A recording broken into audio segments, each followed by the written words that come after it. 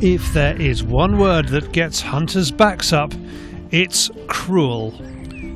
Is this cruel? Antis say it is. And if it is cruel, how cruel? Can we calculate cruelty? It's not quite the same, but we can measure relative stress. Cortisol is known as the stress hormone. Scientists have documented cortisol's levels in studies on game animals from boar to moose to deer. The more stressed, for want of a better word, the animal, the more cortisol its body produces. We can't know what a stressed animal feels. It might be no worse for them than running for a bus is for us, but we can test when that hormone is pumping. Someone who knows a lot about cortisol is Tim's stalking buddy this morning, Tristan. So after the animal's been shot, lead or copper, I've got heparinized sample and I've got normal serum samples. I'll collect that from the jugular. I'll then get these home as quick as possible.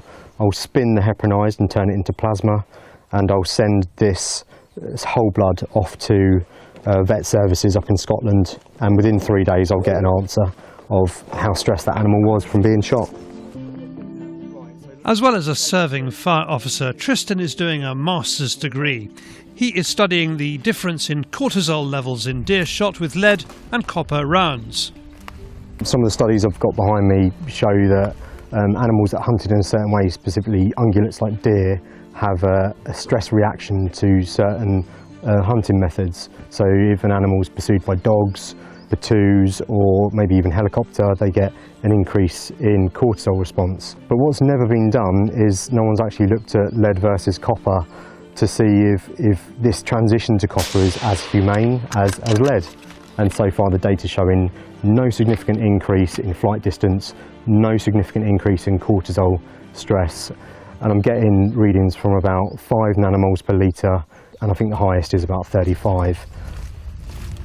To put that in perspective, on one outing Tristan needed to shoot a deer that was caught in a fence. That deer's cortisol levels were 143. Cortisol bumps up the glucose level in the brain and the bloodstream, while adrenaline increases your heart rate and elevates your blood pressure.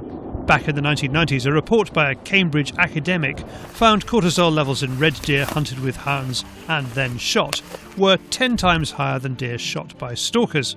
His report led to a ban on stag hunting on National Trust land, and many believe gave Tony Blair a scientific excuse to ban fox hunting in 2004.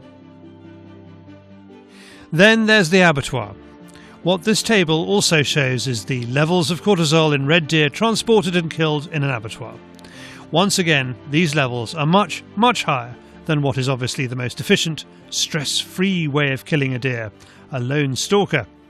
If you're getting 5 nanomoles per litre, that animal is not stressed. That animal's literally been humanely dispatched, cold, in the most efficacious, humane way possible. And that's what's good about this study, because it's showing the same results, or no significant difference between lead or copper bullets.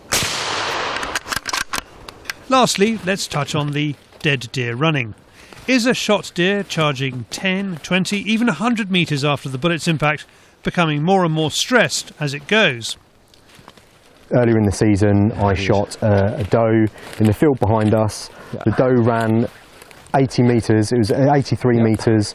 It was desperate to get downhill into cover. And when that animal was sampled and that was sent to the vet, it came back as 20 nanomoles per litre, which is, you know, just minimal. It's not a significant figure. So that animal hasn't been stressed when it's been culled, regardless of whether it was lead or copper. So that is comparable with the sample you would take from something that dropped on the spot? Yeah, I've had animals not aware I was there. It's been browsing within a herd, so grazing within a herd. It's been knocked on the spot, hasn't even moved, and then it's shown a 25 nanomole per litre. It's not related, it's not bullet specific, whether the animal is stressed or not.